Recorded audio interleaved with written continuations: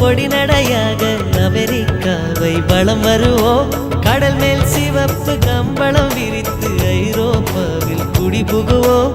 நம் காதலை கவி பாடவே செல்லியின் வைரனின் கல்லறை தோக்கத்தை கலைத்திடுவோம்.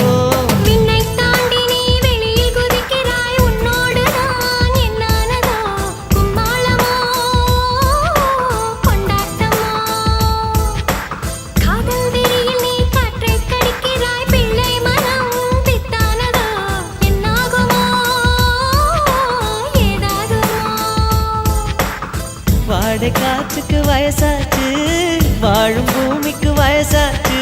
கொடியுகம் போனால் என்ன, காதலுக்கு எப்போதும் வயசாகாது.